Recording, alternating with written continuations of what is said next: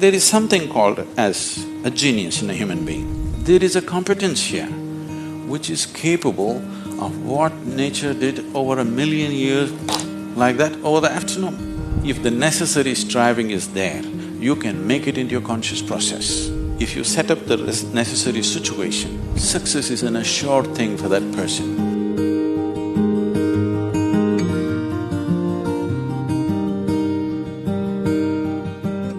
Small things or big things, it doesn't matter. In every single act, a human being longs to be successful. Life is an infinite number of doorways. If you are very diligent, you will open a few of them. If you're brilliant, you'll open many of them. But if you're truly vibrant, then they will open for you. The process of being successful becomes so complex for people that why they're working towards it is generally completely forgotten, and they will start evolving concepts of success, all kinds of concepts. What is being successful? I would like to… Can I tell you a joke? You're looking so serious.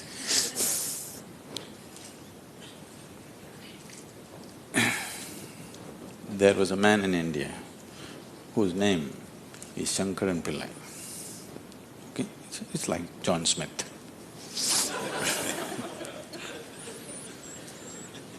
His son came to United States.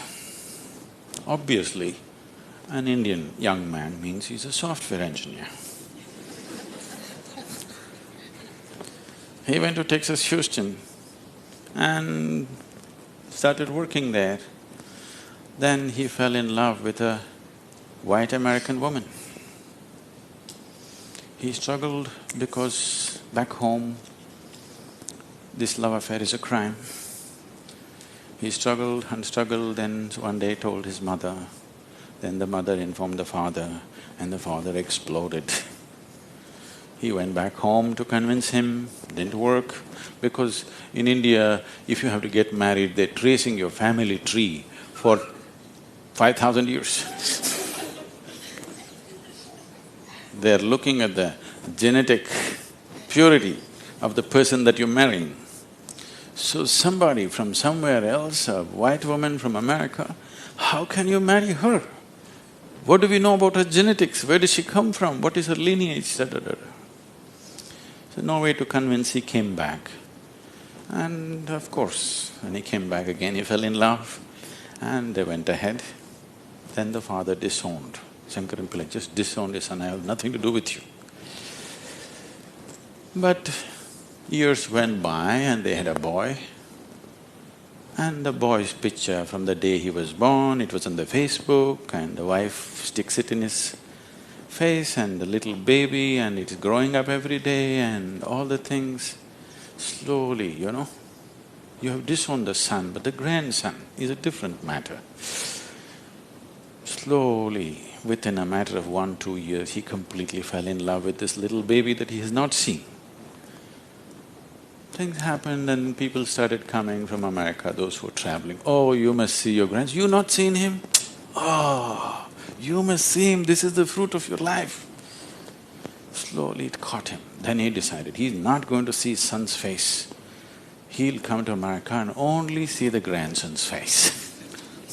And of course he's not going to look at that white woman. Then he came to America and a 7-year-old boy, full of energy, they're living on a small ranch, he's all over the place doing all kinds of things. He completely got washed away by this little fellow. Then this little boy one day said, "Grandpa, come, I'll show you my archery skills."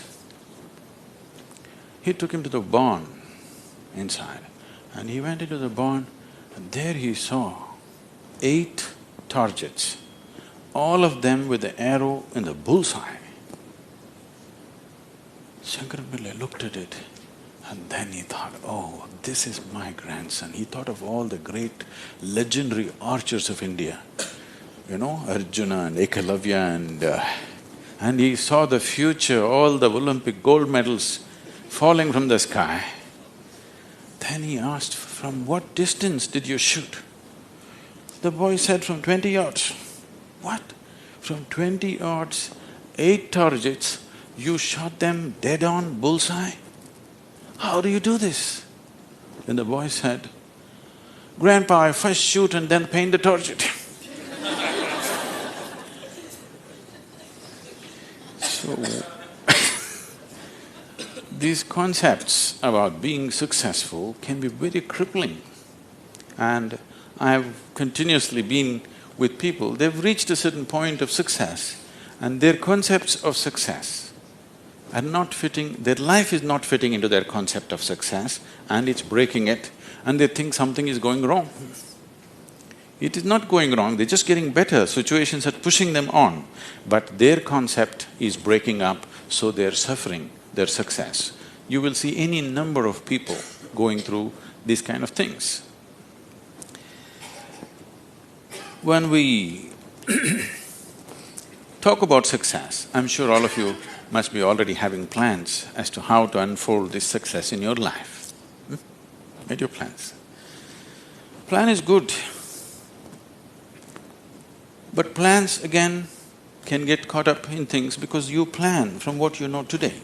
Nobody can plan from something that you do not know. Your plan means it is an exaggeration of today as a tomorrow.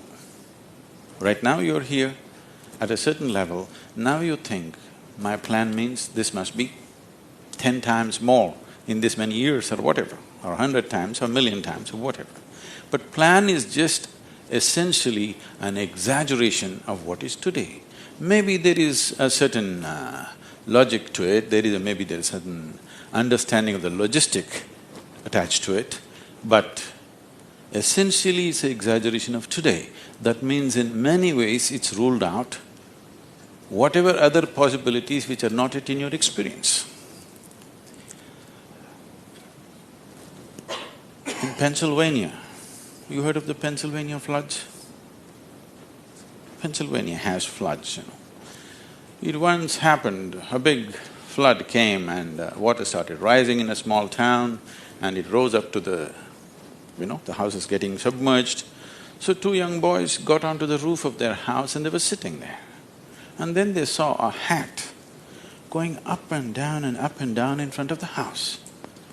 One of the boys asked, "What is that? Why is that hat going up and down?" So the other boy said, "Don't worry, it's my dad. Yesterday night he got into a fight with my mom and took a vow, hell or high water, I'm going to mow that lawn."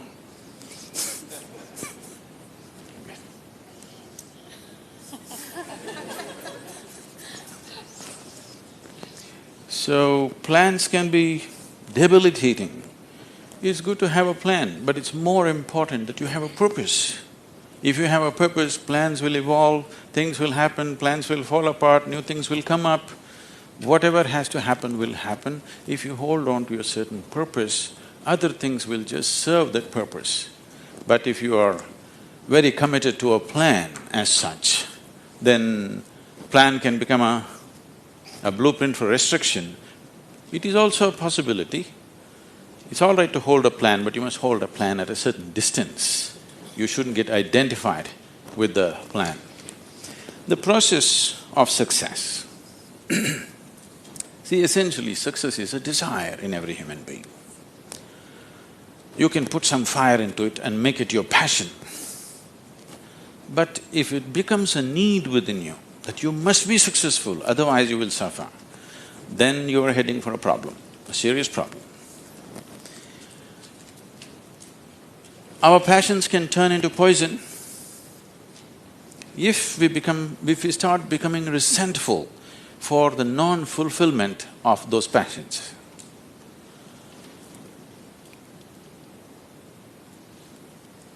When I say turning into poison, today there's substantial medical and scientific evidence to show that if you become resentful, when you resent something, when you're angry with something, when you're frustrated with something, we can medically today check, we can do a little bit of blood work and show you're actually putting poison into your system. These are poisons that you drink and you hope somebody else will die. Life does not work like that. If you drink poison, you die, and it's fair. It's very fair, isn't it? If you drink poison, you must die. I drink poison, I want him to die. It doesn't work like that. So these emotions always take away the fundamental ability. See, there is something called as a genius in a human being. Every human being has it, every human being touches it at some moment of life. But the question is, how often do you touch it? That's a question. You sparked once in your lifetime. That's not good enough. You must be sparking all the time, isn't it? What is genius?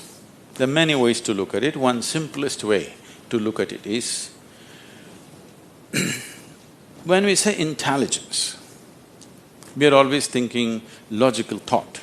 Now, logical thought will be meaningless probably in another 25 years, because your computer may be able to explore all the permutations and combinations of logical thought much quicker and better than you can do. So touching the genius means there's another dimension of intelligence within you. What did you have for breakfast? Chicken and salad. See, he ate a chicken.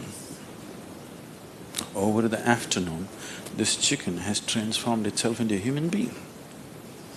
If you ask Charles Darwin, how long does it take for a chicken to become a human being, he would talk in terms of millions of years. Here he is. Over the afternoon, he transforms a chicken into a human being.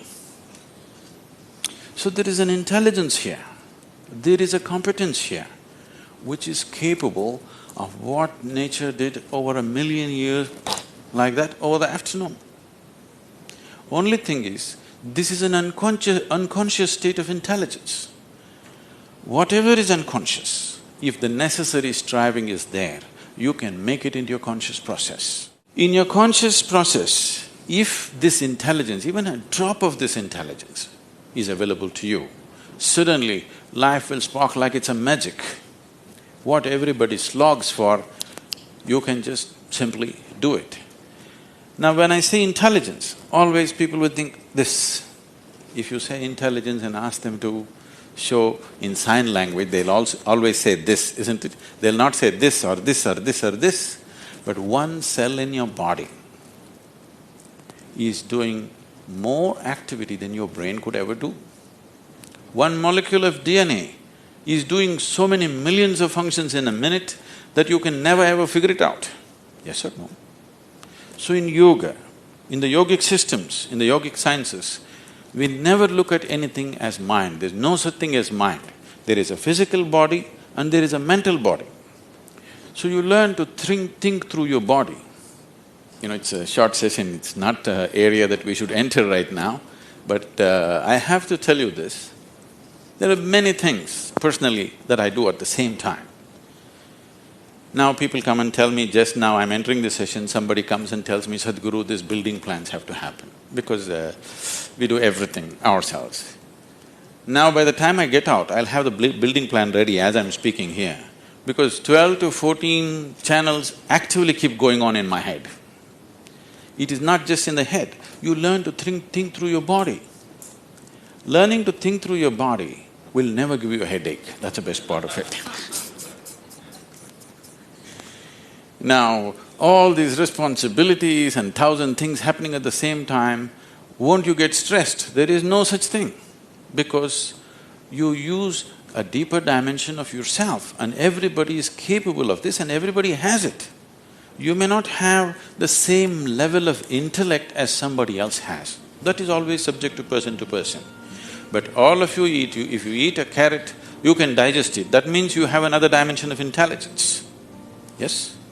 If you set up the necessary situation that everything that's there within the system is available for you, success is an assured thing for that person.